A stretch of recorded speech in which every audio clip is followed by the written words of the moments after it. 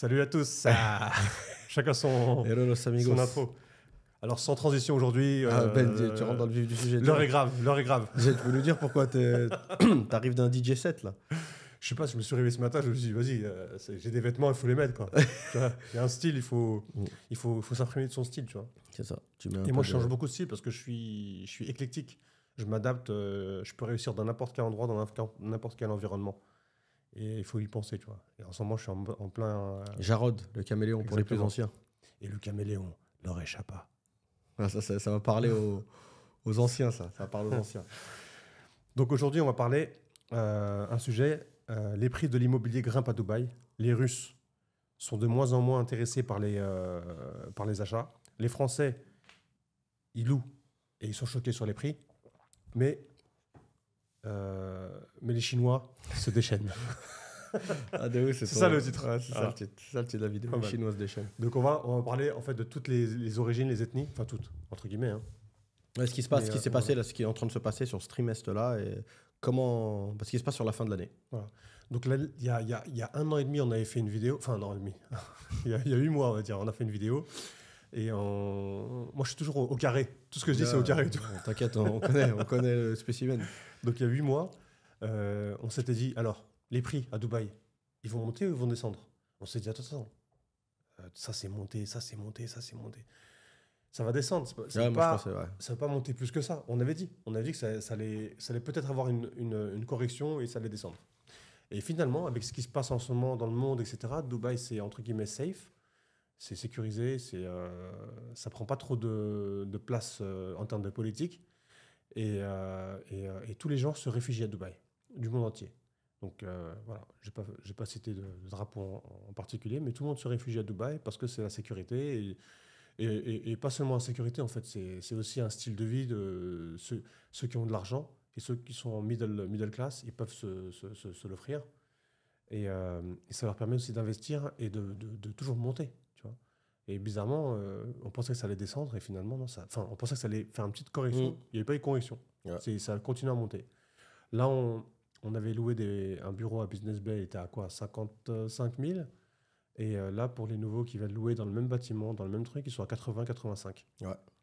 Et je pense que plus on attend, et plus ça va et plus ça monte. Et en fait, on s'est dit, merde, attends, 55, c'est beaucoup et tout. Il y a 1 an, c'était 30. Le bureau était à 30. Ouais. Et pendant le Covid, il était à, je crois, 20 ou 25. 25, ouais. Et là, on sort en 4,80. Et je pense que plus on attend, et plus ça va monter à 100. Donc, ce qui veut dire que ça a pris x3. Les bureaux à Business Bay, ils ont pris x3. Donc voilà, c'est incroyable.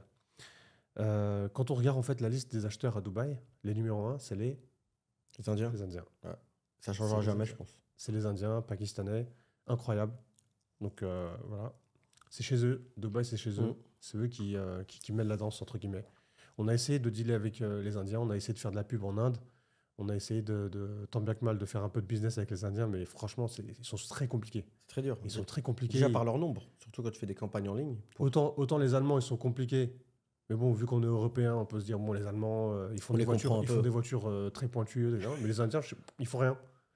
C'est toutes les années de Dubaï qui te font dire ça. Ouais. Non, mais c'est bizarre. En fait, tu dis, franchement, ils sont très compliqués. Hein. Très, très compliqués.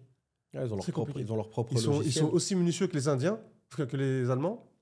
Mais ils sont durs en affaires et ils s'en foutent du côté gentleman. Ils sont pas gentleman. C'est-à-dire le mec, il peut te faire bosser, par exemple, ça c'est connu, un Russe, en tout cas les Russes d'antan, les Russes de jadis.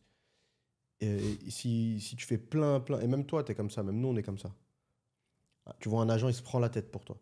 Il se prend la tête, tu vois qu'il mouille la chemise, visite sur visite, et ça aboutit pas, mais tu vois que c'est pas de son fait, ça aboutit pas parce que le propriétaire il est plus vendeur, ou bref, il y a un truc. Tu donneras un petit billet de principe, tu vois, bien évidemment, tu vas pas lui donner ça comme, on n'est pas fou, mais tu vas donner un petit quelque chose. Et le Russe, pareil, tu vois. Mais l'Indien, jamais de la vie. L'Indien, tu peux faire 4 mois de visite pour lui non-stop, à la fin, il a changé d'avis. Ouais. Et il se casse, tu vois. Même pas un petit t'offre-moi le déjeuner ou un dîner, tu vois, rien. Ouais. Tu vois, ils ont ce côté-là dur. L'affaire, ils s'en foutent, ils n'ont pas le respect de l'être humain. Je pense que ça vient des pays où ils sont très, très, très nombreux. Tu vois, ils sont tellement nombreux Pour eux, c'est des numéros. Peut-être les êtres humain, ils ont toujours grandi comme ça. Dans les trains, ils sont 100 milliards. C'est vrai, c'est vrai. Bizarre, tu vois. Non, c'est vrai que c'est incroyable, hein. Pour ceux qui sont pas venus à Dubaï ou qui sont venus mais qui n'ont pas vécu vraiment au moins 1 an et demi, 2 ans, je pense qu'ils peuvent pas comprendre ce qu'on veut dire. Ils disent ouais, non, les Indiens, ils sont gentils et tout. C'est vrai. Ouais, ils sont Euh, pas agressifs, c'est des gens ils gentils, sont globalement. super gentils, etc. Mais quand tu commences à parler business, Ah, ils sont ils durs veulent en acheter un affaires. appartement ou un truc, c'est même pas la peine. Il n'y a qu'un Indien qui peut vendre à un Indien. Et ça, on l'a compris après avoir dépensé X Ou sur un Anglais. Google. Les Anglais aussi, ils arrivent à leur Et les vendre. Anglais. Les Anglais, mais ça, c'est pour une autre Ouais. raison, c'est le complexe de Ouais, Stockholm. ouais. Ouais, c'est vu que On c'est. ne peut pas S'éterniser là-dessus. s'éterniser là-dessus. Pour ceux qui ont compris, ils l'ont compris. Euh, donc, c'est intéressant. Après, bah, on avait les Russes. Les Ouais. Russes qui achetaient comme pas possible. Les Russes ils avaient dit qu'il y avait 15 000 millionnaires russes qui allaient venir à Dubaï. Donc, ils sont venus. Donc, après, ça a changé une économie incroyable. Donc, toutes les Ah. Russes qui étaient à Dubaï, les Ukrainiennes, les Moldaves, etc., et je t'en passe, toutes les l'ex-USSR, comme on dit, l'ex-URSS, l'Union soviétique, Bulgares, etc., tous ceux qui parlent russe, quoi, ils se sont mis dans l'immobilier. Donc, danseuses de boîte de nuit, danseuses en tout genre, belly dancer, etc., tous agents immobiliers. Et là, ça a créé une nouvelle économie. C'est-à-dire que nous, par exemple, on connaît une nana. Bon, elle, par contre, elle bossait vraiment dans l'immobilier depuis longtemps. Donc, c'est une femme d'un certain âge. Elle faisait des petits deals, elle faisait des deals voilà, des petits deals, pas beaucoup. Un deal sur. Et elle a gardé les contacts. Et après, les amis des amis, parce qu'en fait, il faut savoir que les Russes, c'est un peu c'est un peu comme une petite, entre guillemets, mafia. Ils achètent chez un ami qui connaisse un ami qui connaisse un ami. C'est que de la communauté. Ils sont communautaires, ils sont très communautaires. Et ça, on savait pas ça. On l'a découvert, pareil, parce qu'on a fait de la pub dans le Google russe, Yandex. On a beaucoup bossé. Donc après, on a embauché aussi des Ukrainiennes, des Russes qui bossaient pour nous pendant un certain temps. Et on s'est rendu compte que finalement, les Russes qui achètent, les vrais Russes qui achètent des trucs à 4 millions, 5 millions, 8 et 50 millions, tu les chopes pas avec. Tu les chopes pas avec des pubs. Tu les chopes à travers la connaissance. Ouais, contact, il y a quelqu'un, même il est à Moscou. Un ami d'un ami, etc. Voilà. C'est un ami d'un ami. C'est comme le système de mafia. C'est pas de nouveau que tu connais ni d'Adam ni d'Ève, comme les Français, les Européens. Tu fais une pub, il t'appelle parce qu'il est intéressé par ce projet, tu passes un peu de palabre avec lui, etc. etc. Chose qu'on essaie d'éviter, parce que justement, on a cette chaîne, et c'est pour éviter de passer par toute cette étape de palabre, cette étape de connaissance. Vous nous connaissez déjà. Si vous ne connaissez pas, c'est que vous n'avez pas regardé la chaîne assez longtemps. Petite menace. Voilà, petite menace. Regardez-nous, regardez la chaîne. On s'est assez livré, on a assez parlé de nous pour que vous puissiez voir qu'on est des gens de confiance. Voilà, ça c'est une petite aparté. On a embauché des Russes et des Ukrainiens, etc. Et c'était vraiment compliqué. Ouais, on a vraiment galéré. Les Russes, ils sont déjà, les gens qui ont de l'argent, de base, ils sont méfiants. Mais les Russes, ils le sont encore plus. Tu prends la liste des... En fait, les Russes, même quand ils sont riches, tu vois, ils ont un fonds de Kaira. Ouais, ils ont un système racaille. Ils ont un système vrai, de mecs de quartier. Mec de rue. Mec de rue, tu vois. Et pourtant, le mec, il est... Par exemple, une fois, ils avaient montré un gars, il est propriétaire de l'équivalent de Carrefour en Russie, tu vois. Mais tu sais que les Français, ça commence à être comme ça aussi. Hein. Tu penses? Les rebeux de France. Les mecs, ils ont de plus en plus de pognon. Parce que c'est... En fait, c'est quand tu bosses pour une société, tu vois, 440, genre, tu vois, une société du CAC 40. Ouais, ça te formate. Là, t'es en mode, oui, non, monsieur, non. Mais quand t'es entrepreneur. Mais quand t'es entrepreneur et que tu fais des millions, à la fin, bah, t'es à la rue, bah, t'es un système de rue et tu fais de la rue. T'es pas en mode CAC 40. Ouais, tu gardes ton logiciel, ouais. Tu vois. Mais les Russes, je pense, à une plus grosse échelle. Parce que c'est vrai ce que tu dis. Par exemple, le gars qui vient de, entre guillemets, de quartier et qui a pas mal réussi, qui est même arrivé à plusieurs millions peut-être, tu vois. Mais le Russe, il y a des Russes genre vraiment milliardaires. Genre, t'imagines pas Bernard Arnault ou un milliardaire français, genre Xavier Niel et tout, être en mode comme ils sont les Russes. Les Russes, ils sont spéciaux, tu vois. Mais après, moi, je trouve que c'est bien. J'aime bien parce qu'ils ont une approche plus directe, c'est des hommes, tu vois, franchement. Mais le problème, comme il a dit Ben, ces gars-là, ou même les gars, pas forcément les milliardaires, parce que c'est un autre débat encore, mais même les gars qui gravitent autour de ça, c'est pas avec une pub Instagram que tu vas le choper, tu vois. C'est plus de la connaissance. Ça met du temps à tisser ce genre de lien. Bref. C'est vrai qu'on avait essayé, hein. On a été au Nassim. Ouais. On a passé pas mal de temps là-bas. On a rencontré quelques personnes, justement des Tchétchènes qui étaient dans la mosquée. Ouais. Mais à la fin, ça avait donné quoi le Tchétchène de la mosquée? Bah, en fait, ce qui s'est passé, c'est comme souvent, on l'a déjà dit, hein, un des avantages de Dubaï, c'est aussi son inconvénient. Il y a assez peu de barrières à l'entrée. C'est-à-dire qu'au bout d'un moment, avant, ce qui se passait, c'est que les Russes, ils étaient aux mains d'une petite. Il n'y avait pas grand monde qui s'occupait d'eux à Dubaï. Il y a toujours eu des Russian speakers, des gens qui parlent russe. Mais là, comme il a dit Ben, il y a eu une telle vague. Mais ça arrivait de tous les côtés. De tous les côtés. Ça veut dire c'est des mecs, le gars, il était toiletteur pour chien, mais il parle russe. Hop, 2 jours après, tu le vois, il est dans l'immobilier. Ça fait que le mec, il a trop de choix. Ça, en fait, ils ont transformé les Russes en Indiens. Pourquoi les Indiens aussi, ils sont très durs en affaires? C'est que le mec, il a l'embarras du choix. Il va aller voir toi, lui, il va voir tout le monde. Tout le monde. Et après, il laisse tout le monde se mettre en concurrence. Qui va lui offrir un kickback ou qui va lui offrir un... En fait, il essore tout le monde. Et après, c'est pour ça qu'il y a plein de gens qui se plaignent. Ils disent que les clients russes ont changé. Ils ont changé, parce que je pense que c'est la masse qui a débarqué. Ça commence toujours par le pic de la montagne, et là, c'est descendu. C'est le russe moyen là, qui achète, on va dire, ou qui achetait. Et à ça, tu rajoutes le fait qu'il y a, pour un russe, il y a 20 agents. Un peu largement plus. Donc, ce qui s'est passé pour nous à Al Nassim, tu vois. Peut-être on aurait persisté, on aurait eu quelque chose, mais c'était compliqué. Et par contre, pour le coup, là-bas, il y avait des vrais millionnaires. Ouais, c'était pas des... Il y en a toujours, d'ailleurs. Ouais, des vrais de vrais, tu vois. C'était au début. Mais je pense que les 15 000 millionnaires, c'est intéressant. Après, on n'a pas les chiffres. Là, c'est vraiment de l'instinct. Comme il a dit Ben, ils sont venus, mais je pense pas qu'ils se soient tous posés de façon permanente. Je pense qu'il y en a qui sont venus au pic de la guerre, quand c'était vraiment chaud. Tu vois, ils savaient pas trop comment ça allait évoluer. Ils ont fait en sorte d'avoir une résidence ici, de mettre peut-être leur famille, d'inscrire les enfants à l'école. Et quand ils ont vu qu'au final, la guerre, il n'y a pas eu d'escalation, l'Amérique, elle n'a pas frappé ou c'est pas devenu la catastrophe, la Russie ne s'est pas transformée en tiers-monde, je pense qu'il y en a qui sont encore à Moscou. Hein. Ouais. Tu vois, ils font la navette, mais ils ne sont pas à l'année ici, je pense. Les 15 000 millionnaires, tu vois. Ouais. Non, ils ont, comme tu dis, ils ont acheté à la palme. Il faut savoir que, par contre, les Russes, l'apparition des Russes à Dubaï, ils ont transformé des quartiers. Ouais, ça c'est vrai. Donc, c'est incroyable. par exemple, le quartier de la Palme, c'est devenu russe à 70%. Avant, c'était russe à 5%, 10%. Tu vas au mall là, de la Il y a Palme, 3 ça ans, parle russe c'était partout. 5. Tu voyais un peu de gens de partout. Tu vois, des internationaux. On allait souvent, d'ailleurs, après le spa, on allait au Sofitel.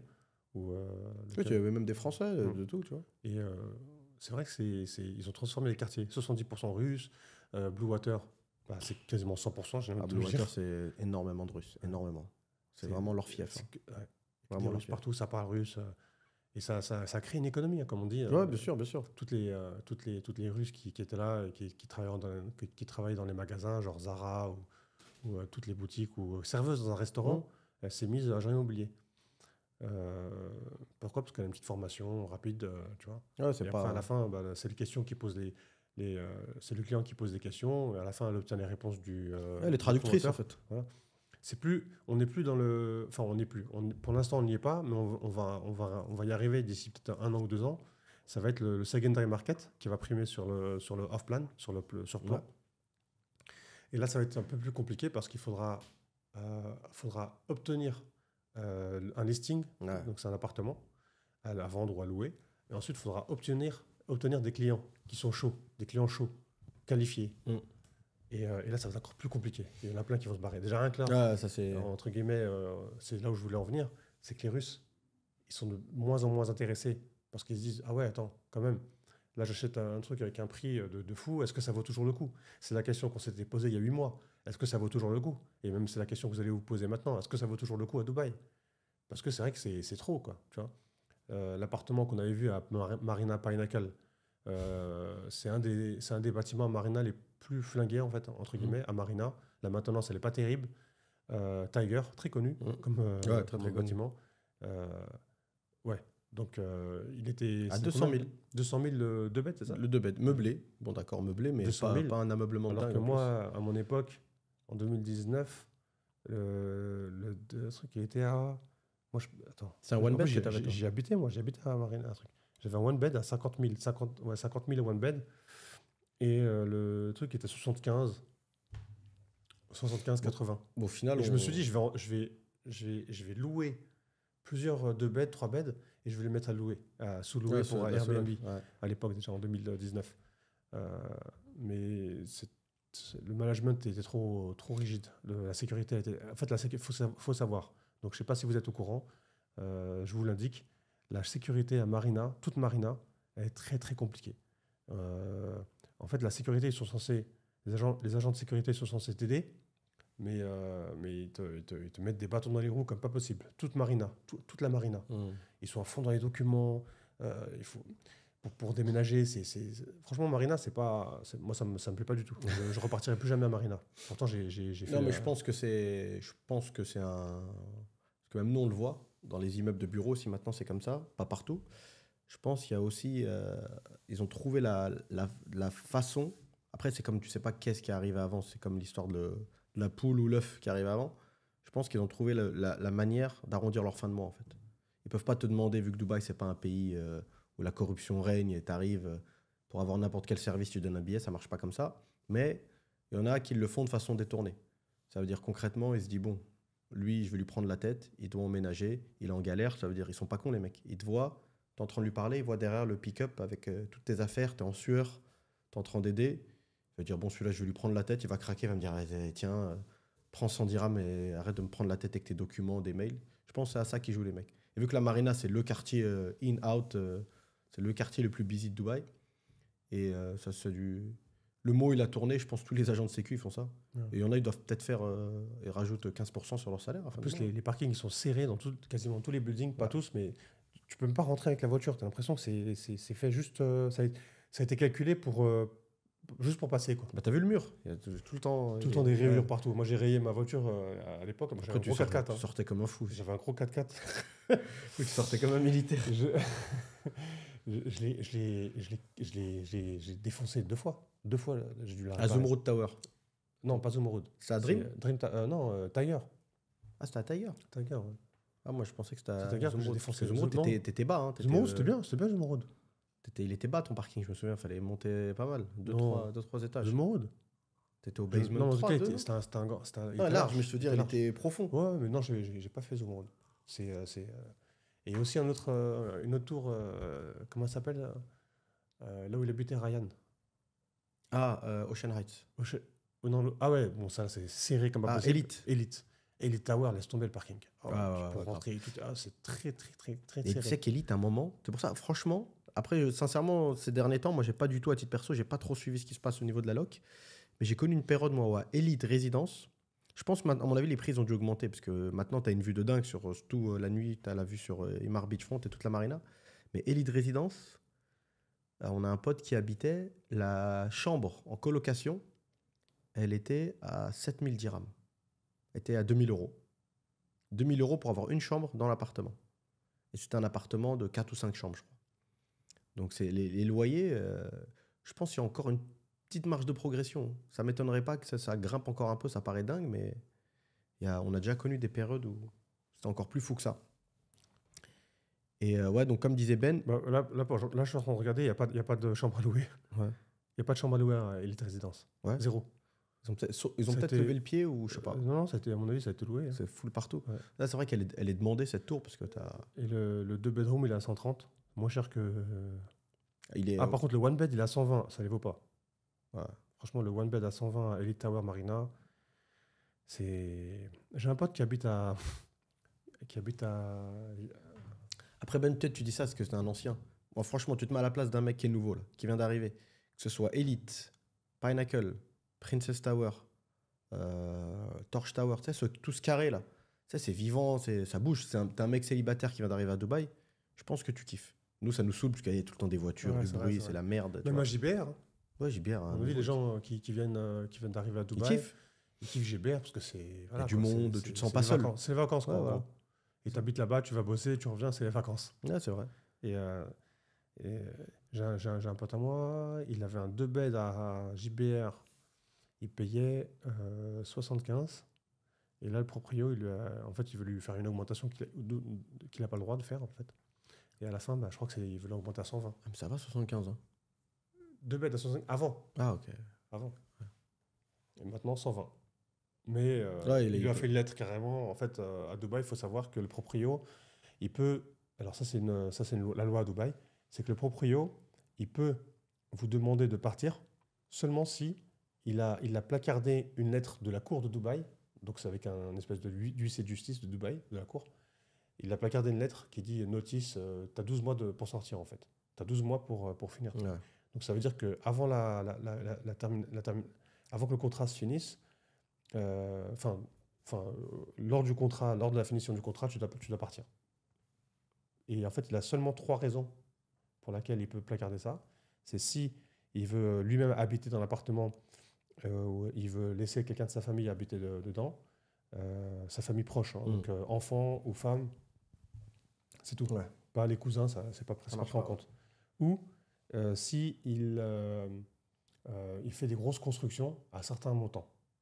Voilà. Ou s'il veut le vendre aussi. C'est la seule raison qui peut implorer justement de dire de quitter l'appartement. De partir. Sinon, il ne peut pas. Il n'a pas le droit.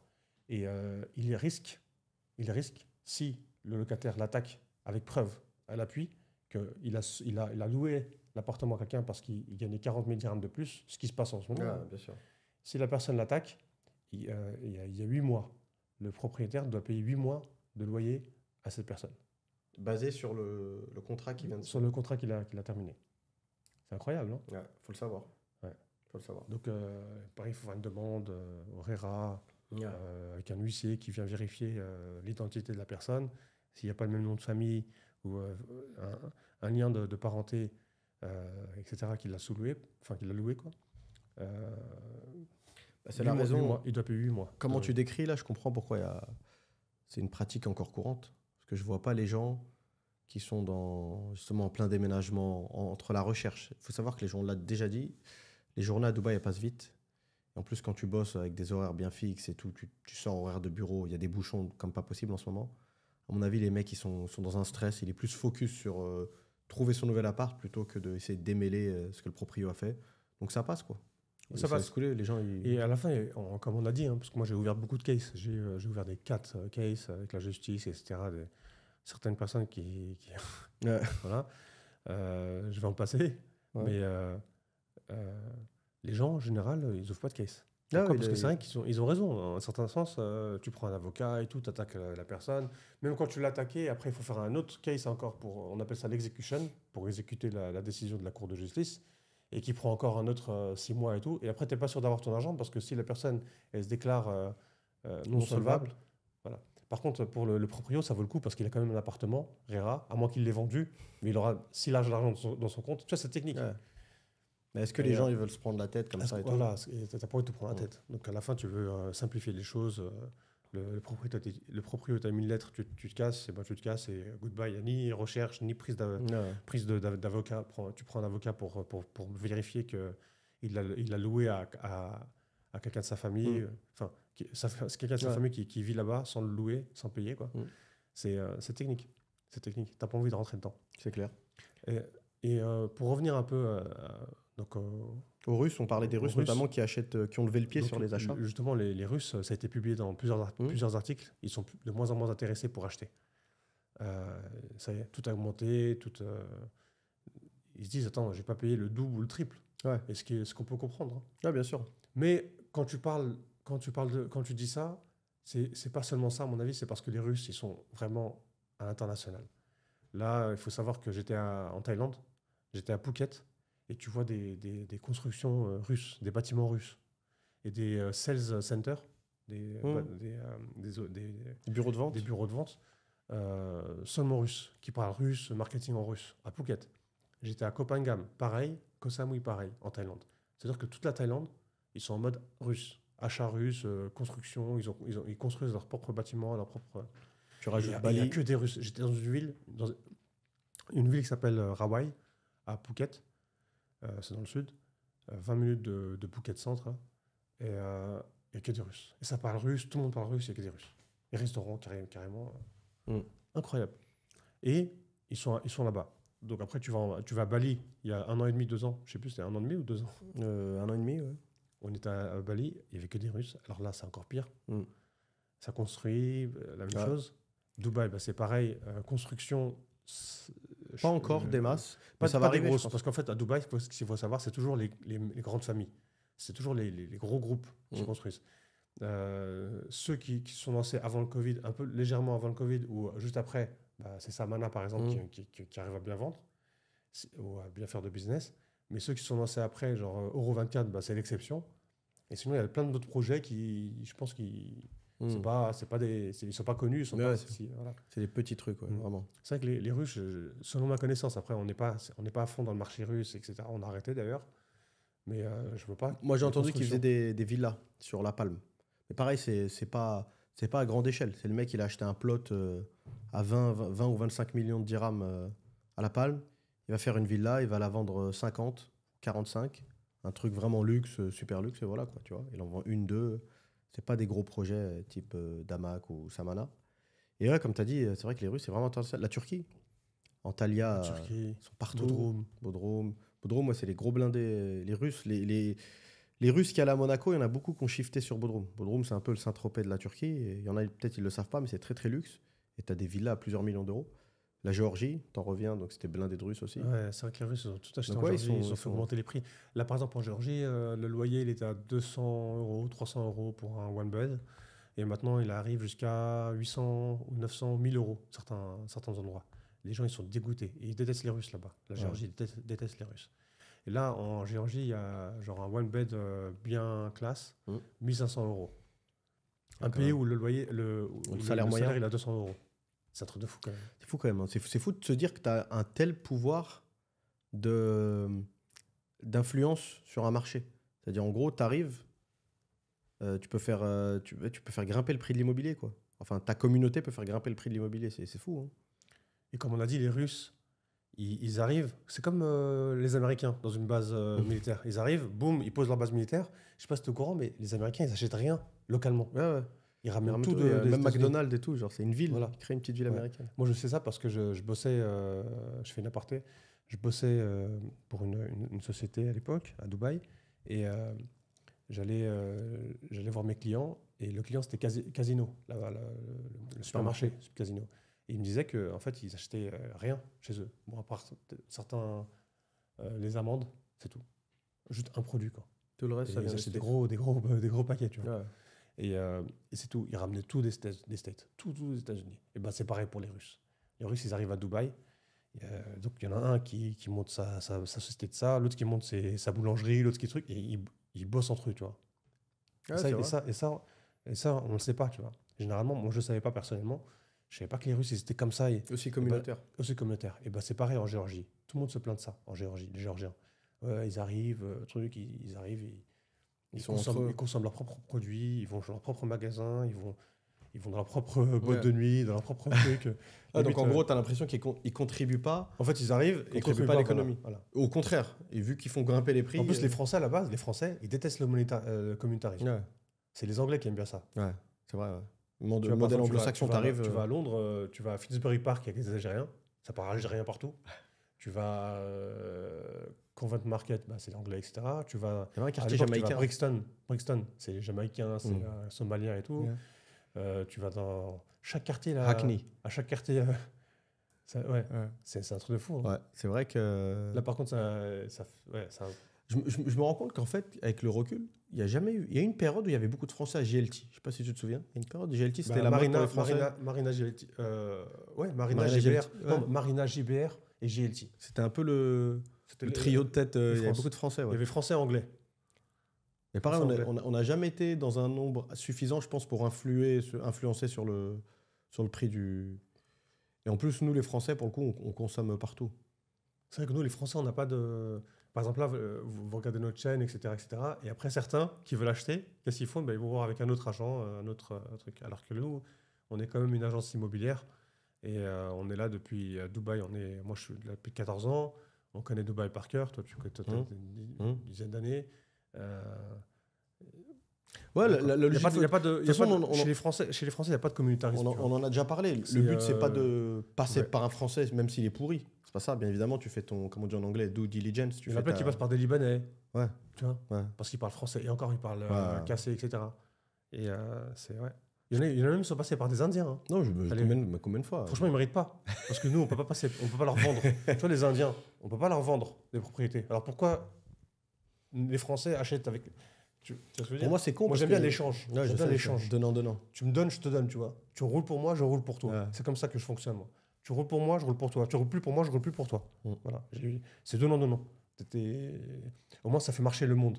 Il n'y a pas de... Ouais, mais pourquoi tu penses que donnant, non? Ouais, parce que toi, c'est-à-dire que tu peux prendre, tu veux rien donner. Ça, c'est un des gros. Franchement, ça, c'est un podcast à lui tout seul. Parce que. On avait déjà fait des podcasts sur le business à Dubaï. Je pense si on doit trouver des points négatifs, hormis, ça c'est de l'immobilier. Hein. L'immobilier à Dubaï, pour moi, c'est honnêtement, à l'heure actuelle, c'est un des plus solides dans le monde.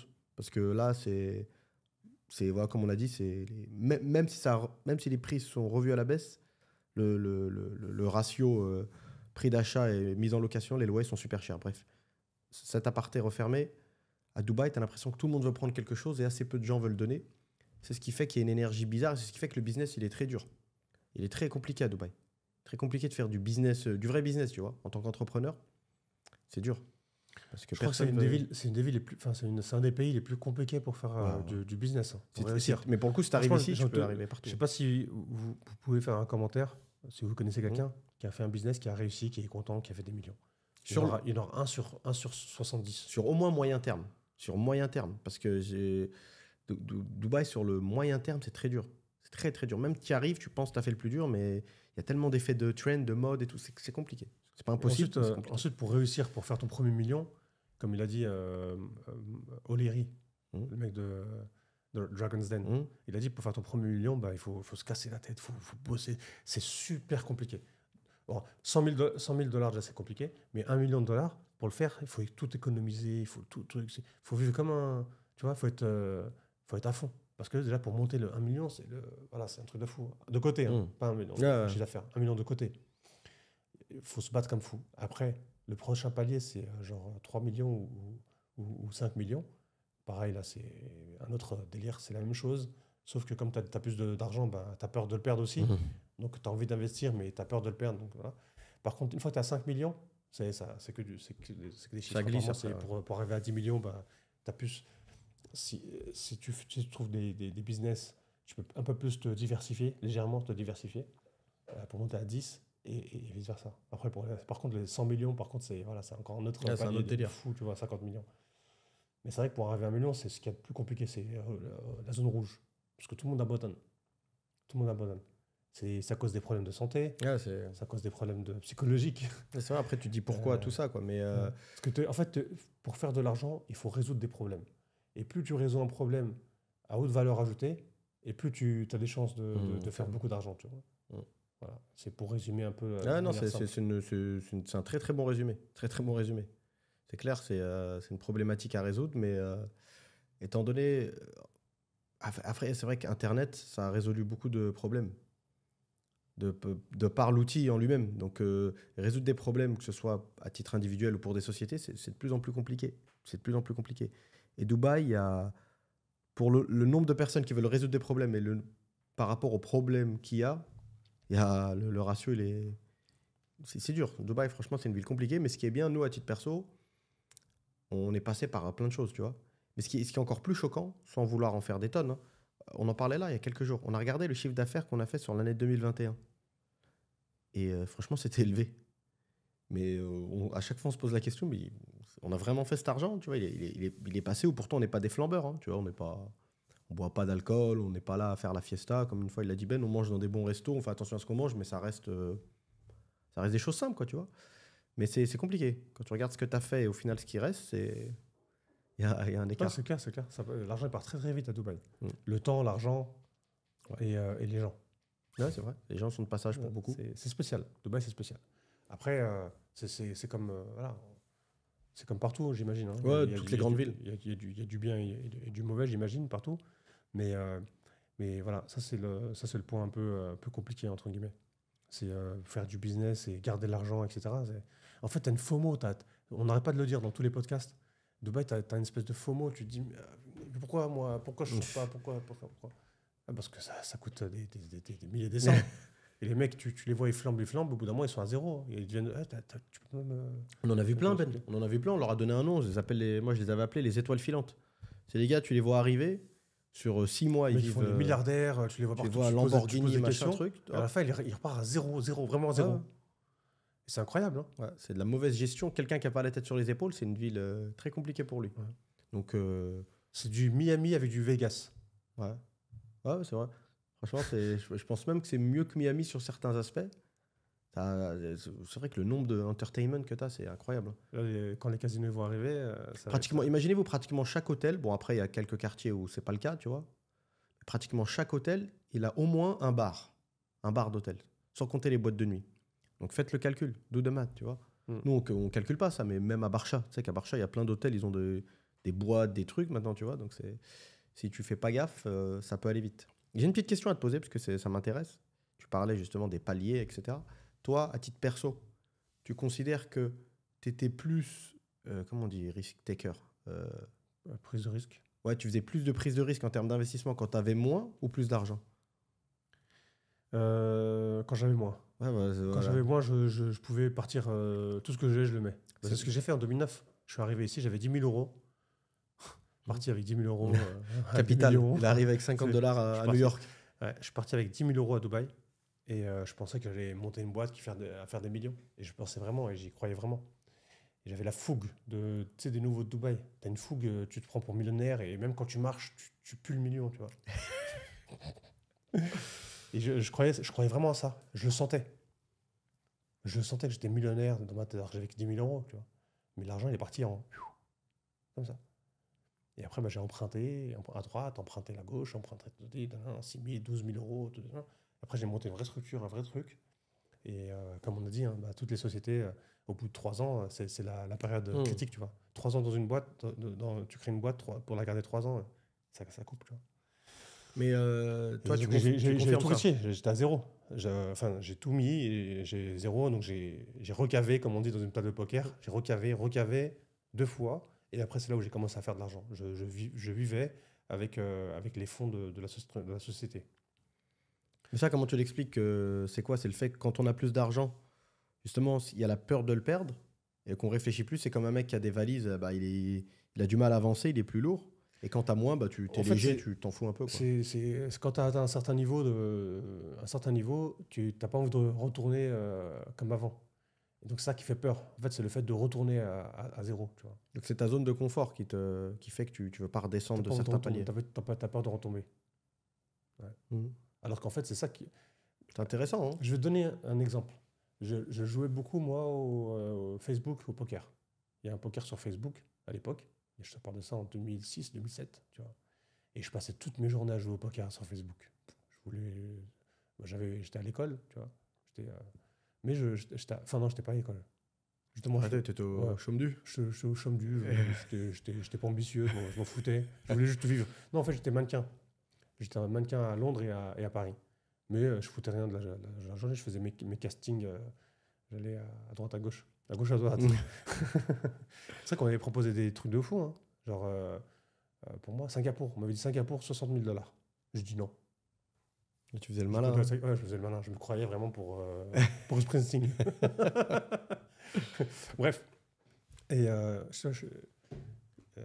ouais, donc tu me disais, ouais, tu joues au poker sur Facebook. Je jouais au poker sur Facebook. Et je passais genre de 10h du matin à 10h du matin, je crois. Ouais, quand même. Non, j'exagère. Attends. 10h du matin, 2h du matin, 3h, tu vois. Et après, je me réveillais à 10h, je rejouais encore.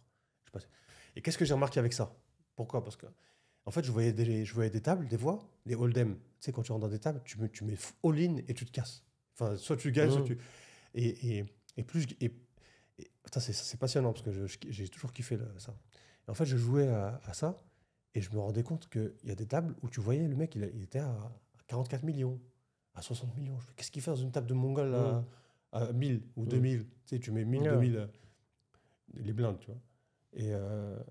Et c'est là, déjà, je me suis dit, attends, c'est là le mec, il a 40, il joue, mais il a peur de retomber un truc. Mais comment il a eu cet argent? Comment il a eu 44 millions? En économisant? Tu peux pas économiser. Il a dû faire des trucs, des trucs de fou, arriver à 100 000 $, faut vivre. Et moi, c'est ce que j'ai commencé à faire. Au début, bah, j'étais à 1000, parce que tu rentres, quand tu es nouveau, tu es à 1000.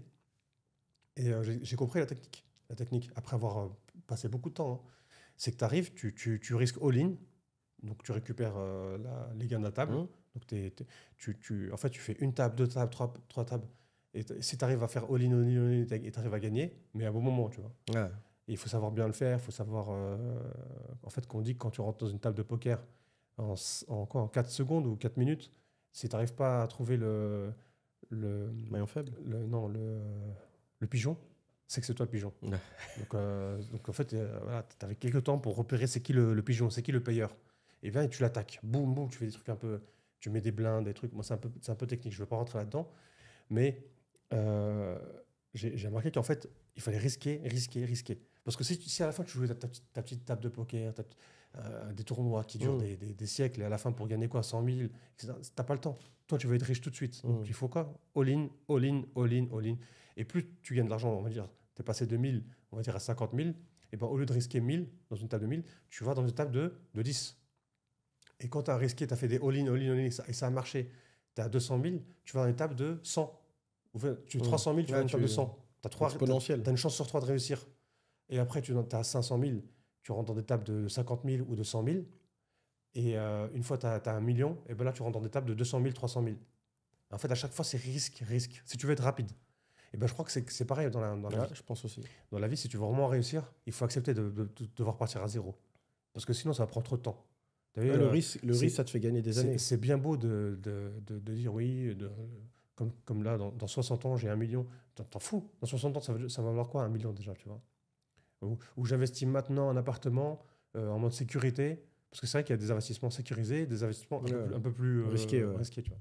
Et à moins que tu aies une famille, moi, j'ai pas de famille, donc c'est pour ça que je m'en fous un peu.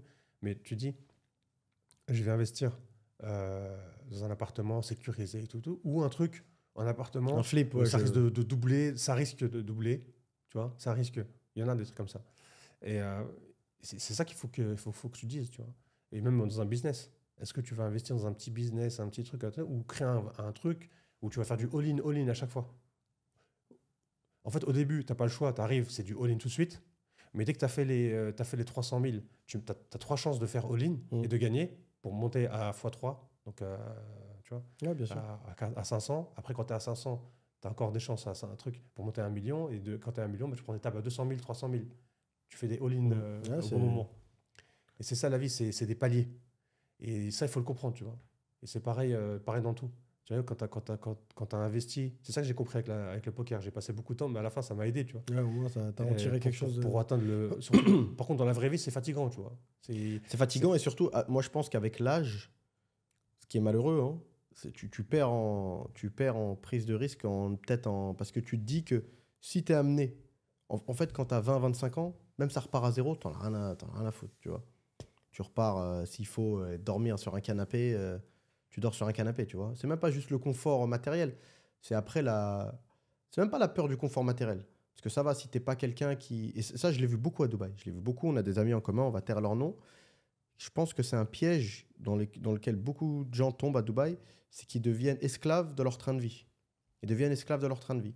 C'est-à-dire que c'est vrai qu'il faut pas... Moi, je connais personne qui est devenu riche en économisant. C'est clair et net, il ne faut pas compter chaque centime. Mais après, il ne faut pas tomber dans un engrenage où si tu ne vas pas dans tel et tel restaurant dans la semaine, tu n'es pas bien. Et après, à la base, tu as gagné ta vie qui t'a permis, convenablement, qui t'a permis d'avoir un certain train de vie. Après, c'est le contraire. C'est parce que tu veux ce train de vie-là. Bref, en gros, c'est un truc un peu malsain. Tu deviens esclave de ton train de vie. Bref, c'est autre chose. Mais qu'est-ce que je voulais te dire?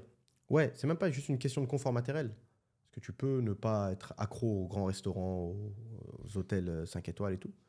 Mais le truc, c'est avoir la motivation de redémarrer de zéro. Quand tu as 40, 45, 50, je pense que c'est dur. Hein, parce que toi, est-ce que tu trouves que tu as la même niaque que quand tu avais 19 ans? Non, pas du tout. Pas du tout. Pas du tout. Tu vois, c'est limite... Après, on en parlait il n'y a pas longtemps en plus. On a fait un trip, là, on vous en parlera. On est parti à Riyad, Ben et moi, en Arabie Saoudite. Je pense que ça va vous plaire. Et on en a parlé sur le trajet. Comment essayer de psychologiquement se remettre dans le mood, dans la fougue de la jeunesse.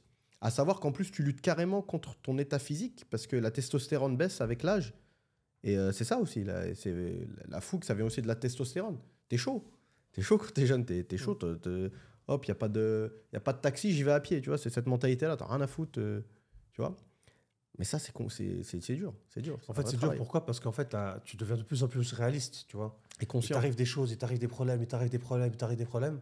À la fin, bah, tu te dis, merde, j'ai pas envie de faire de problème. C'est bon, j'ai passé l'âge, je suis pas... il faut apprendre de ces erreurs. Et ça, malheureusement, c'est bien et c'est pas bien en même C'est un temps. package, ouais. Donc, comme un mec que j'aime beaucoup, il a dit quoi? Il a dit, every truth is half truth. Toutes les vérités sont qu'une moitié de vérité. Donc, comme là, je te dis, tu n'as pas envie de faire les mêmes erreurs, donc tu apprends tes erreurs, mais à la fin, tu apprends tes erreurs, tu ne veux pas pratiquer les erreurs, mais à la fin, déjà, bon, pour apprendre, il faut faire des erreurs, ça c'est vrai. Mais pour réussir, bah, il faut accepter de faire des erreurs. Sinon, tu stagnes. Ouais. Bah, c'est comme nous. Je pense que, là, hormis comme. En tout cas pour Dubaï, hein, et Ben en a parlé pour les Russes, mais je pense qu'à la longue, ça va être sur toute nationalité, tout type de clients potentiels. Ça va être très très important le marketing en ligne, etc., la pub. Mais je pense que le réseau, dans notre métier, le réseau, c'est ce qu'il y a de plus important. Si tu veux faire surtout de l'immobilier de prestige, de luxe, c'est le réseau. Tu vois, les grandes agences à Saint-Jean-Cap-Ferrat, au Cap d'Antibes, au Monaco, leur présence en ligne, elle n'est pas dingue. Hein. C'est à l'ancienne, ils t'envoient un mail avec un carrousel de photos, il n'y a rien, personne parle, il n'y a pas de snap, il n'y a rien. C'est vraiment un monde à part. Et New York et tout, c'est pareil. À quelques exceptions près, Ryan Serent et tout. Bref. Et qu'est-ce que je voulais dire par là? J'en étais où? Que je ne perde pas le fil. Donc, c'est pas avec le social media que tu vas... Ouais, non, ce que je veux dire, regarde, nous. On est conscient que une des choses les plus importantes de l'immobilier, c'est le réseau. Mais parce qu'on est tellement conscient qu'il y a tellement de mecs qui servent à rien à Dubaï, on se ferme. Donc, comme tu as dit, every truth is a half truth, because tu sais que en te fermant, bah, tu filtres plein de mecs qui vont te faire perdre ton temps. Tu filtres 70% de mecs qui servent à rien. C'est pas méchant quand je dis ça, mais c'est des mecs qui vont te faire perdre ton temps. Mais en faisant ça, tu te fermes aussi du potentiel business. On en parlait quand on était à Riyad. Ça remonte à quand la dernière fois que tu as rencontré quelqu'un de nouveau et que c'est devenu un pote avec qui tu es en contact régulier? J'ai rencontré un gars en plus, dans l'ascenseur à Burj Khalifa. Il partait au restaurant Atmosphère. C'était un Australien. Et au début, il ne me calculait pas et tout. Et dès qu'il a vu que j'habitais là, il a commencé à parler. Et je lui avais tenu la porte. Tu vois, il ne m'a même pas dit merci. Ça m'a dégoûté. Mais bon, après, il m'a sorti des trucs en mode business, je ne sais pas quoi, agence de communication, etc. Un Australien, un businessman, tu vois. Et il m'a dit, ah, viens, on se revoit, viens, on prend rendez-vous. Enfin, je sais pas, j'étais pas intéressé en fait. Et tu vois, peut-être. J'ai perdu le goût de. Voilà, ça aurait été tes premières années à Dubaï, tu l'aurais vu direct. C'est vrai ou pas? Ouais. Tu serais parti, machin. Je me souviens dans les premières années, tac, tu prends la voiture, tu vas. On rencontrait du monde. Hein. En plus, on était à l'ancienne avec les cartes de visite. La fin de journée, t'as un paquet de. T'allais au Golf Food. T'es excité comme jamais, alors que tu vois. Ouais, même toutes les expositions qu'on fait. En fait, à Dubaï, il y a beaucoup de palabres. Ouais, c'est ça. Beaucoup de palabres. Elle fait rien, tu vois. Donc à la fin, tu perds le goût. Tu n'as même plus envie de. Mais ça, c'est un truc d'ancien. Tu vois, c'est un truc d'ancien. Mais les nouveaux, ils sont encore en mode palabre, c'est encore en mode rencontre. Mais c'est ce qui est pas si mal. Mauvais que ça, parce que au bout d'un moment, sur un malentendu. Sur un malentendu, tu peux faire quelque chose, tu vois. Donc c'est vrai que c'est pas bien de se fermer, mais c'est pas bien de être ouvert non plus. Donc il faut trouver le juste milieu. Comme dans tout. Mais qui le décide? Personne. C'est la magie. La magie du tout dans l'âge. Ouais, c'est vrai que c'est compliqué. Pour revenir dans les pays qu'on disait, donc ça c'est les Russes, là, ils sont un peu de moins en moins intéressés, mais bon, ils sont toujours intéressés, parce que les agences et les Russes qu'on voit qui nous contactent, les agences immobilières, etc., il y en a pléthore. Ça continue, mais ça a baissé. Les Allemands, apparemment, ils étaient à fond sur Ellington, etc., sur plein de projets. C'est du luxe en général. D'ailleurs, on a fait des pubs d'Allemands, on a embauché 3 Allemands, on avait embauché 3 Allemands. Un manager allemand. Ouais, un manager allemand. Et c'était compliqué, les Allemands aussi. Franchement, en fait, tout le monde est compliqué. Tout a sa spécificité, tu vois. J'imagine que les Français, pour certaines personnes, c'est super compliqué, tu vois. Ouais, mais nous, vu qu'on est Français, on comprend mieux les mentalités, etc. D'où l'autre podcast où on a dit, à Dubaï, les gens, ils agissent par leurs origines. Donc c'est pour ça. Chaque origine, elle a son style. À Dubaï. Peut-être partout dans le monde, mais j'ai l'impression qu'à Dubaï, c'est plus... c'est plus voyant. Ouais, c'est plus voyant. Donc voilà, ça c'est les trucs. Les Français, ils sont choqués un peu des prix de location. Hein. Franchement, c'est vrai que je comprends. Hein. Tu te dis, moi par exemple, comme je disais, la villa que je louais à Springs, à 85, 95, 90, un truc comme ça, 90, là elle est passée à 180, je crois, un truc comme ça. C'est choquant. Là où tu étais, toi, à Business Bay, c'était à 75, là c'est arrivé à 150. franchement, tu te poses des questions, tu vois. Tu es français, tu as envie de venir avec ta famille, etc. Ouais, par contre, en tant qu'investisseur, c'est parfait. Parce que tu te dis, merde, ça continue à augmenter. Le seul petit risque, c'est que les Russes, ils ont arrêté. Mais, et c'est là où je voulais en venir, et peut-être on va aussi finir, peut-être dans 5 minutes. Les Chinois. Les Chinois se déchaînent. Dis-le. Les Chinois se déchaînent. Voilà. Oh, le cliché. Le Chinois, Kung Fu direct. les Chinois, je crois que j'ai dit dans un podcast, les Chinois, ils sont à Armani, parce qu'en fait, le Burj Khalifa, tu as l'Armani en bas, et j'ai accès à Armani. Je me pose souvent pour bosser à Armani. Et en fait, tu vois les Chinois, ils viennent à fond, quoi. Tu les vois, c'est ça qu'ils ont du pognon. Hein. Ils ont des vraies montres. Ah, c'est que le début. Ils sont habillés de marque de haut en bas. Ça peut être du faux, mais ils ont Non, pas non, l'air. non, Que c'est- les s'ils Chinois, sont, non, c'est s'ils pas sont à des- l'Armani, la chambre, elle est à quoi? Elle est à 400 euros la nuit, 500 euros la nuit, peut-être 600 même, des fois. Et tu les vois la nuit, ils sont là pendant une semaine. Les Chinois, ils rigolent pas. Les Chinois, ils sont arrivés. En plus, ils ont été déchaînés. Pourquoi? Parce qu'en fait, ils étaient coincés pendant le Ah. Covid, pendant 3 ans de Covid. Et là, ils ont été déchaînés dans le sens où on leur a ouvert les valves. Mm. Et donc là, qu'est-ce qui s'est passé, vous, quand vous êtes sorti du Covid? C'est voyage ici, voyage là, voyage là. Le sud de la France, en France. Ouais. Le sud de la France, c'est x2, x3. Ah, ouais. On a voulu y aller, justement, on s'est dit, attends, pour ce qu'on va payer pour la Ouais, France, on- on peut aller à Bali, on peut aller aux States. Attends, je Mm. préfère aller aux States Ouais. qu'à Nice. Hein. Surtout les hôtels éclatés Ah, c'est qu'il y a vrai pour les prix. Non, que le rapport qui a été pris était c'est bidon. une insulte. C'est une insulte. Ouais, non, franchement, le rapport qui a été pris. Et donc, c'est Côte ce qui s'est d'Azur, passé. 0. Donc, c'est normal. Hein. Donc, ils ont été enchaînés à cause du Covid. Ils ont été sortis du Covid. C'est devenu des rois dans le sud, dans les Français, Mm. le sud de la France. Et ben, c'est pareil pour les Chinois. Sauf qu'ils ont plus d'argent. Ouais, parce qu'ils ont leur économie, elle a bien tourné. En plus, c'est les rois Tu de vends- l'e-commerce tu vends aussi un maintenant. produit, tu vends un produit e-commerce, comme tu dis, Mm. à tous les Chinois de la Chine, t'es milliardaire. Ouais, t'es T'es milliardaire. multimilliardaire. T'es milliardaire. Ouais. Tu vois. Et ils sont à combien les Chinois? 1,7, je ne connais pas le chiffre. Non, ils sont. On peut vérifier en live, Donc, mais en fait, c'est ça. ils vont être dépassés par les Indiens apparemment, mais l'économie chinoise, elle se porte bien malgré. Je pense qu'au niveau micro-économique, elle se porte bien. C'est le macro que c'est un petit peu plus compliqué. Il y a une grosse. Il y a le plus gros promoteur immobilier là-bas, il est en train de couler. Il a 1,4 million. En c'est- 2021. Non, 4 milliards. Il s'est déclaré 1,4 en milliard faillite. en 2021. Donc, à mon avis, là. Mais ce qui est bien, c'est que les Chinois aiment bien Dubaï. Aiment bien Dubaï pour une des simples et bonnes raisons qu'ils sont toujours très bien accueillis. Très, très bien accueillis. Depuis longtemps, moi, je suis même tombé sur une interview du Cheikh de Dubaï, qui a dit qu'il respectait énormément la Chine et les Chinois et qu'il s'était inspiré de la Chine en termes de rapidité de construction et que tout peut aller très vite et que tu peux toujours te dépasser et avoir des deadlines de plus en plus compliqués. Je t'ai dit, je suis tombé sur une interview là récente par hasard où il parlait de Shanghai. Il disait que Dubaï c'est en partie inspiré de Shanghai et peut-être Shanghai c'est aussi inspiré de Dubaï sur certaines choses. Et on voit hein, de toute façon à Dubaï Mall, ils ont dédié une aile complète à la communauté chinoise. Ils ont fait un Chinatown dans le mall. Incroyable. Mais ils l'ont même fait, ils l'ont inauguré avec l'ambassadeur de Chine. C'est pas juste un truc, tu vois, où ils ont mis des restaurants chinois et des bubble tea. Ils t'ont ramené l'ambassadeur de Chine. Donc il y a un vrai attrait. Emirates, tous les ans, pratiquement, ils rajoutent des lignes d'autres petites villes, enfin petites villes, à notre échelle. À leur échelle, c'est des petites villes, mais pour nous, c'est des villes de 20 millions d'habitants. Donc en gros, maintenant, avec Emirates, tu peux voyager au départ de la Chine de plein de villes, quoi, tu vois. Donc il y a un vrai... il y a du staff chinois dans toutes les boutiques à Dubai Mall maintenant, les grands hôtels. Donc ouais, ils savent comment les accueillir et ils ont compris. Ouais, est-ce qu'ils sont malins, notamment Imar. De toute façon, le gars d'Imar a été formé à Singapour, Mohamed Alabar, là. Et il a déjà dit lui aussi dans plein d'interviews qu'il connaît, c'est une culture qu'il apprécie. Donc je pense qu'il comprend très très bien la mentalité chinoise. Donc ils vont tout faire pour... Ils savent ce que les Chinois ils aiment, ils vont leur donner. Voilà, je pense que ça va... Ouais. Je pense que les Chinois, là. Enfin, je pense. Je sais. On Ouais, a non, ils vu. sont... Moi, j'ai vu ça. Attends, j'ai fait un client, c'était un pote à moi. Il avait ramené en cash pour payer, je crois que c'était 300 000 dirhams pour payer 30%. Chez Damac. Ouais.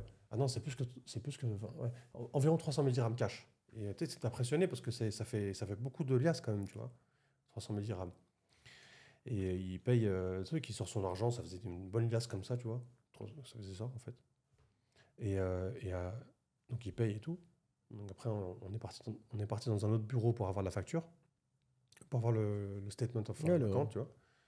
Et après, bah, on est revenu au bureau, mais il y avait des Chinois qui étaient arrivés avec des valises. Ils étaient en train de vider leurs valises comme ça, et c'était une montagne. C'était une montagne comme ça de pognon. Ils ont beaucoup de Je cash, sais les pas combien Chinois. de millions, comme ça. Et, et, je me suis regardé, j'ai regardé mon pote qui était mon client. Il était mort, enfin, on était choqué en fait, pas mort de rire. En fait, je voulais faire marche arrière, prendre une vidéo et la poster sur le TikTok. C'était à l'époque où on était sur TikTok. C'était il y a quoi? C'était il y a 1 an et demi, je crois, un truc Ouais, comme ça, hein. ouais, presque 2 ans maintenant. Presque 2 ans. Presque C'est 2 ans. incroyable. Et là, je te parle de ça il y a 2 ans. Alors imagine ce qui se passe maintenant. Ah, les Vu Chinois, qu'ils ils ont été release. Donc ils sont dit, ouais, là, Les Chinois, ils ont les prix beaucoup de ils vont cash. encore plus. Voilà. Le message, c'est que les prix ils vont encore plus augmenter. Ah, Voilà. dans certaines zones, ça va, Donc ça va péter. c'est bon, les Russes ils commencent à légèrement, mais ils sont toujours là, mais ils commencent à légèrement se retirer. Les Français, bah, pareil, hein, c'est toujours pareil, hein, c'est middle. Ouais, C'est pas fou non plus. c'est stable. Par contre, les Chinois, ils achètent grave. Et ça va faire augmenter les prix et partout à Dubaï. Ouais, parce Partout à que Dubaï. moi, à l'époque, comme quoi on apprend, faut être humble et apprendre parfois à se dire qu'on connaît pas tout. Moi, par exemple, pour les Russes, je savais que les Russes, ils achetaient qu'en bord de mer. C'était connu. Il n'y a pas de beach access ou au moins une sea view comme à Blue Water. Le Russe, il veut même pas entendre parler. Et l'année dernière, ou il y a de ça quelques mois, on a vu des Russes acheter à JVC, à Arjan, ce qui était genre impensable. Parce que les Chinois, c'est pareil, ils achètent dans des zones précises. Les Chinois, c'est le contraire, ils achètent jamais en bord de mer. Il y a pas tu verras rarement un Chinois acheter à La Palme. Ils achètent à Downtown. Ils aiment pas trop le soleil, Ouais, ils donc aiment à pas la fin, trop, ils veulent voilà. pas blanchir. Mais, Ils veulent pas, ouais, ils veulent pas bronzer. blanchir. Mais je te dis franchement, on serait étonné, peut-être toi et moi, on va peut-être refaire un podcast dans quelques mois et on va avoir des Chinois qui achètent dans des zones. À mon avis, on n'aurait pas imaginé. Ils vont, Je pense que ça va aller partout. Au à La début, ça Palme. va être ciblé. Au Après, début, ça va être partout. Cric qui va augmenter encore. Cric, ça va encore plus Ouais, augmenter. Cric, ils D'ailleurs, aiment il beaucoup. y a des trucs à vendre intéressants à Cric. Ouais, Cric, c'est un des meilleurs La quartiers. dernière de fois que Dubaï. j'avais regardé, c'était pour un client de la chaîne YouTube. Donc, vous pouvez d'ailleurs nous contacter. Si vous êtes vraiment, vraiment intéressé pour acheter un appartement à Dubaï, contactez-nous. On a un WhatsApp Pro qu'on mettra en dessous de la vidéo. On répond très rapidement si vous êtes vraiment intéressé. Donc, j'avais une personne qui m'avait contacté. L'appartement, un one bed, il était à 1.4. Et je crois que c'est monté maintenant à 1.7 ou 1.8. Ouais. Ou 1.7. Voire même, je pense même qu'il a dû dépasser 2 millions la peine. Voilà. Donc là maintenant, à mon avis, je lui avais dit au gars, Ouais, il a je lui ai dit, dépassé achète le avant décembre, achète avant décembre. Je sais pas, je vais venir, je vais me déplacer et tout. D'ailleurs, je sais pas où il est. D'ailleurs, si tu vois cette vidéo, bah, moi, je vais regarder, mais je crois que ça va, comme Non, Abdel c'est l'a plus, dit, c'est plus de 2 millions, c'est sûr. Ben. comme Abdel l'a dit, bah, c'est 2 millions, mais c'est monté. Moi, je l'avais vu, c'était 1.6. J'ai peut-être l'invoice que je lui avais envoyé, la facture, Sales offer. le sales offer. Donc voilà, on peut vous proposer pas mal d'investissements intéressants. Contactez-nous, on est là, on est spécialisé, on sait de quoi on parle, on habite ici, on est des Issiciens. Comme dirait l'autre. Non, mais c'est vrai, c'est vrai. Et c'est la dernière fois, souvent, ces derniers temps, sur 2-3 vidéos, on a eu des commentaires où les gars nous disent, ouais les gars, vous parlez tout le temps de JVC, Arjan, vous parlez pas forcément d'autres quartiers. Ça, c'est des choses qu'on fait quand on rentre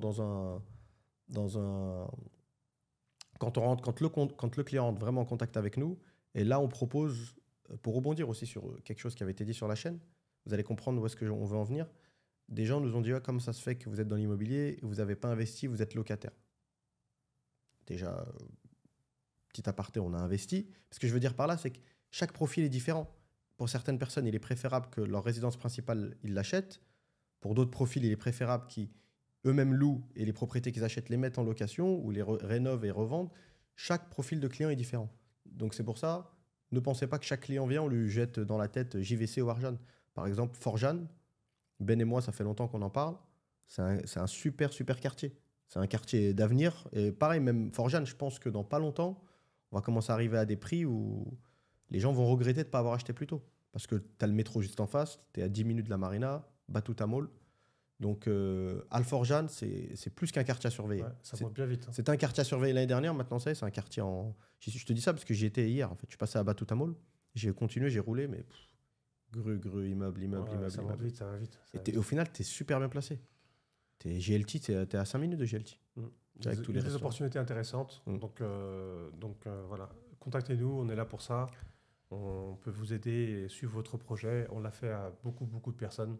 Je ne connais pas le chiffre exact de tous les clients, mais on est là pour ça. On est spécialisé et on répond à toutes les personnes qui sont vraiment intéressées pour acheter un appartement à Dubaï. Donc voilà. Et quand on peut pas, quand c'est pas de notre ressort, on vous le dit aussi. Comme ça, vous perdez pas votre temps non plus. On fait pas de location, on fait pas de vente secondary market, donc le marché est déjà prêt. Certaines exceptions, quand on a un client qui veut revendre, etc., là on peut le faire, mais généralement, voilà. C'est pour Et ça, pour ça. voilà. On va en savoir. Exactement. Les gars, avant que je te laisse le mot de la fin, Ben, on est autour de 750 sur la chaîne. Je vais vous demander de faire quelque chose. Si ne serait-ce que chacun d'entre vous partage la chaîne à un de ses amis, j'imagine que vous avez tous au moins un ami ou un Ils cousin. peuvent subscribe aussi. Voilà, c'est ça, subscribe, c'est ça que je voulais dire. Si vous envoyez... En gros, Parce avec... qu'il y a 2500 personnes qui regardent la vidéo, mais il y a seulement 700 Ouais, personnes. donc ça franchement, fait- parce que là, ça on va fait- commencer Ça fait un ratio de divisé par 3. Et là, le DAF, directeur financier, on va commencer les lives. Donc, pour commencer les lives, le plus nombreux on est, le mieux c'est. Et comme je vous ai dit, essayez de partager, faire en sorte que chaque personne de votre entourage s'abonne. Et ça peut nous faire doubler la chaîne en un temps assez court. Et ça ferait plaisir déjà. Et C'est clair. ça va nous permettre de faire plus de choses. Ok. Bon, bah, Merci salut à vite. tous et restez branchés. Ciao, ciao. Salut.